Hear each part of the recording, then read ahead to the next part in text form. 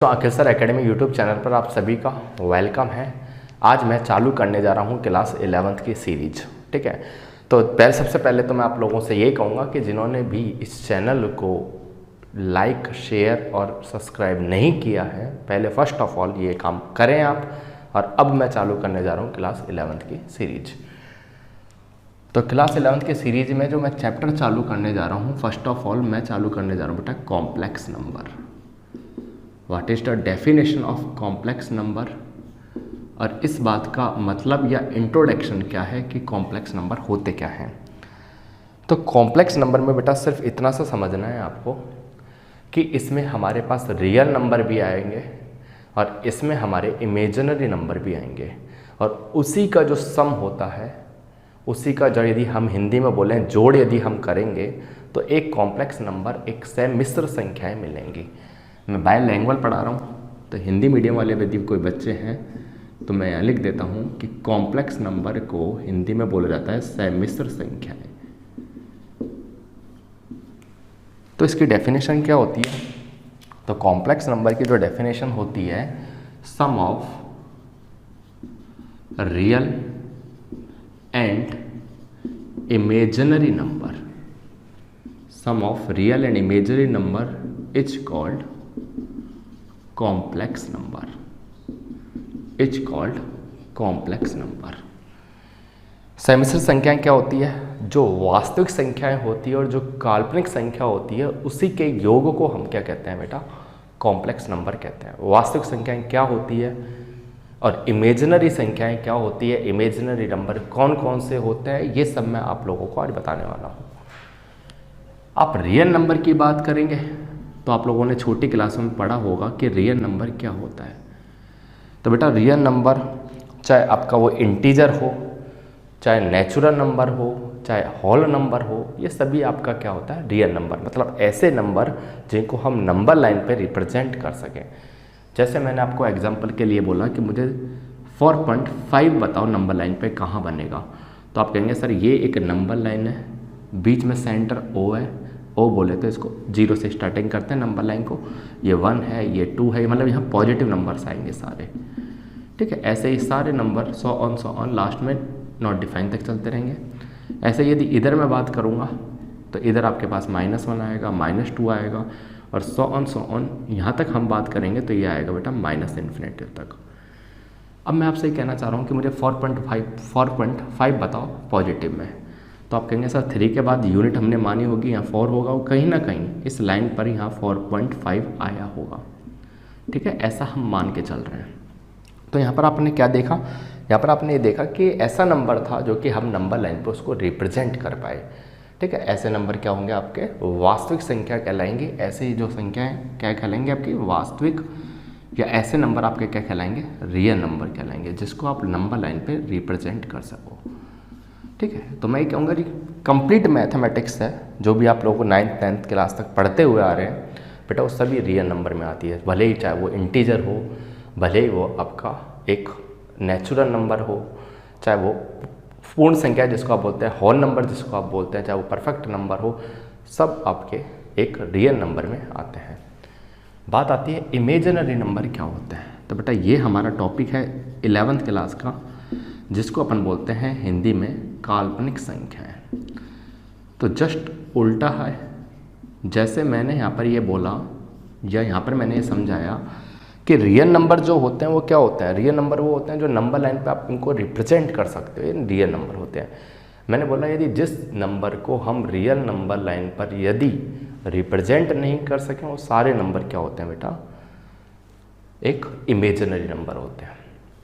ठीक है, मैं बात करूँ इसको रिप्रेजेंट किससे करते हैं, तो मैं लिख देता हूँ इस रिप्रेजेंटेड बाय, इसको हम रिप्रेजेंट करते हैं रिप्रेजेंटेड बाय बेटा आयोटा। ये जो साइन है इसको हिंदी में लिख देता हूँ, इसको बोलते हैं आयोटा, और इसी बात को हिंदी में यदि जो बच्चा पढ़ रहा है उसको लिखते हैं आयोटा। ठीक है, इसका मतलब क्या है? इसका मतलब होता है जब आप इमेजिनरी नंबर लिखते हैं तो उसकी स्पेलिंग आई से चालू होती है, तो हमने वहाँ से ही आई ले लिया और उसका एक नया नाम दे दिया आयोटा। ठीक है, जिसकी वैल्यू क्या होती है? तो बेटा जिसकी वैल्यू होती है रूट के अंदर -1। मतलब हम ये भी कह सकते हैं भाई बहुत सारे नंबर लिखे हुए हैं, जैसे मैंने बोला ये 4 लिखा हुआ है, ये रूट में -3 लिखा हुआ है, ये रूट में 5 लिखा हुआ है, ये -7 लिखा हुआ है। आप मुझे बताओ इसमें से कौन कौन से नंबर ऐसे हैं जो कि इमेजिनरी हैं और कौन कौन से नंबर ऐसे हैं जो कि रियल है। तो आप लोग मुझे बताओगे कि सर आपने बताया था कि जो आयोटा होता है या जो इमेजिनरी नंबर होता है वो एक रूट के अंदर कोई भी नेगेटिव नंबर को रिप्रेजेंट करेगा। ये रूट है और इसके अंदर एक नेगेटिव नंबर आ रहा है, मतलब कहीं ना कहीं सर ये जो नंबर है वो एक काल्पनिक संख्याएं हैं या इमेजिनरी है। बाकी आप देखो 4 को भी आप रिप्रेजेंट कर सकते हो, √5 को जो कि 2 पॉइंट समथिंग होगा कुछ, उसको भी आप रिप्रेजेंट कर सकते हो नंबर लाइन पर। -7 होगा, इसको भी आप रिप्रेजेंट कर सकते हो, मतलब ये भी एक रियल नंबर है, ये भी एक रियल नंबर है, ये भी एक रियल नंबर है। लेकिन √-3 क्या है, तो ऐसा नंबर जो कि रूट के अंदर नेगेटिव नंबर को रिप्रेजेंट करे, वो सारे नंबर आपके क्या कहलाएंगे बेटा, एक इमेजिनरी नंबर कहलाएंगे। तो पूरी बात फिर से रिप्रेजेंट करता हूँ, मैं दोहराता हूँ, रिवाइज करता हूँ कि sum of real and imaginary number is called क्या कहलाएगा बेटा, वो कॉम्प्लेक्स नंबर कहलाएगा, वो सेमिश्र संख्याएं कहलाएंगी। रियल नंबर क्या होते हैं, ऐसे नंबर जो कि आप इनको नंबर लाइन पर रिप्रेजेंट कर पाएँ वो रियल नंबर होते हैं, और जिसको आप नंबर लाइन पर रिप्रेजेंट ना कर सके वो आपके एक इमेजिनरी नंबर हो जाते हैं, काल्पनिक संख्याएं कहलाती हैं। कोई डाउट? फॉर एग्जाम्पल मैंने सबके एग्जाम्पल भी दिए। अब बात आती है कि सर आपने इमेजिनरी को बता दिया आयोटा से रिप्रेजेंट करते हैं, रियल नंबर को भी आपने समझाना चाहा कि आप इसको कैपिटल R से रिप्रेजेंट करते हैं। ऐसे ही सर हमारे सामने एक प्रॉब्लम आती है, एक डाउट आता है कि कॉम्प्लेक्स नंबर को हम किससे रिप्रेजेंट करें। तो बेटा आपको ये बात ध्यान रखनी है कि जो कॉम्प्लेक्स नंबर होता है वो कैपिटल Z से रिप्रेजेंट होता है। इस बात का ध्यान रखना कि कॉम्प्लेक्स नंबर हम कैसे पहचाने कि एक कॉम्प्लेक्स नंबर है। तो कॉम्प्लेक्स नंबर जो होगा वो कैपिटल Z से रिप्रेजेंट होगा। तो इसकी जो समरी है वो मैं यहाँ पर आपको समझाना चाहूँ कि Z इक्वल टू क्या होगा। तो Z इक्वल टू मैंने आपको बताया है कि कॉम्प्लेक्स नंबर जो होता है वो sum of real and imaginary number को रिप्रेजेंट करता है। तो सम ऑफ रियल A और आयोटा B, ये I भी नहीं है, ये आयोटा B है। क्यों? क्योंकि सर ये जो नंबर है वो तो एक रियल नंबर हुआ, ये जो नंबर है वो तो एक रियल नंबर हुआ, और ये जो नंबर है वो एक इमेजिनरी नंबर हुआ। कैसे पता सर ये इमेजिनरी नंबर है? तो हमने रियल नंबर को और इमेजिनरी नंबर को दोनों को अलग अलग पहचानने के लिए हमने आयोटा लगा दिया कि जो आयोटा का कॉफिशिएंट कहलाएगा, जो आयोटा का गुणांक कहलाएगा, वो आपका क्या होगा बेटे, एक इमेजिनरी नंबर होगा। जिसमें आयोटा नहीं आ रहा है या आयोटा का कॉफिशिएंट नहीं आ रहा, वो सारे नंबर क्या कहलाएंगे, एक रियल नंबर कहलाएंगे। कुछ एग्जाम्पल्स से मैं बातों को समझाता हूँ। जैसे मैंने एक एग्जाम्पल लिया समझाने का और मैंने लिखा Z इक्वल टू -2 + 3 आयोटा। आप मुझे सिर्फ ये बताएं कि इसमें रियल नंबर कौन सा है। तो आप कहेंगे सर अभी आपने थोड़ी देर पहले बताया कि ऐसा नंबर जिसमें आयोटा या I दिखाई ना दे वो सभी नंबर आपके रियल कहलाएंगे। और इमेजिनरी नंबर कौन सा होगा?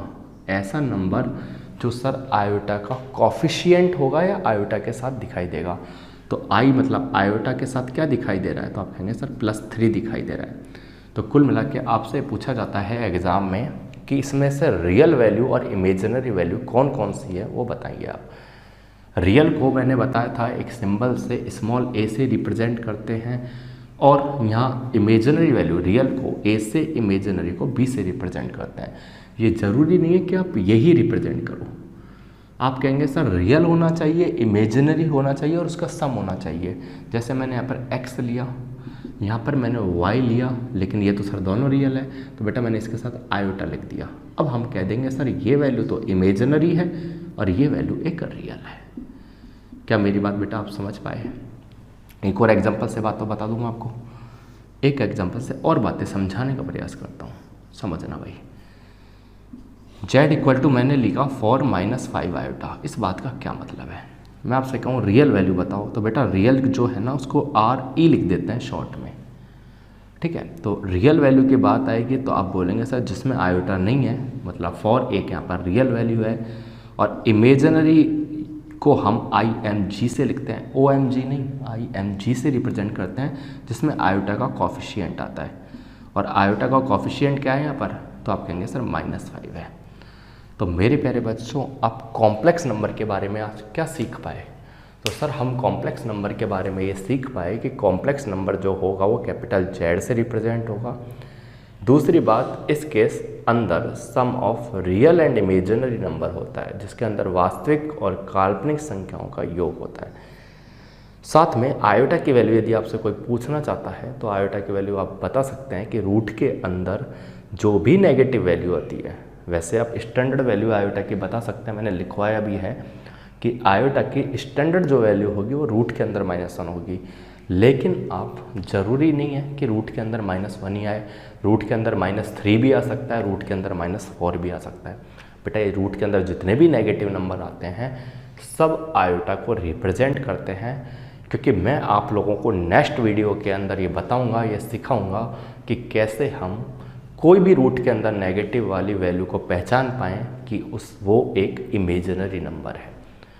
ठीक है, तो ये बात मैंने आपको बताई। साथ में रियल नंबर और इमेजिनरी नंबर मैंने आपको अलग अलग करना सिखाया। साथ में मैंने ये भी बताया कि रियल नंबर ऐसे होते हैं जो कि नंबर लाइन पर रिप्रेजेंट हो जाते हैं, साथ में इमेजिनरी वैल्यू ऐसी होती है जो कि नंबर लाइन पर रिप्रेजेंट नहीं होती है।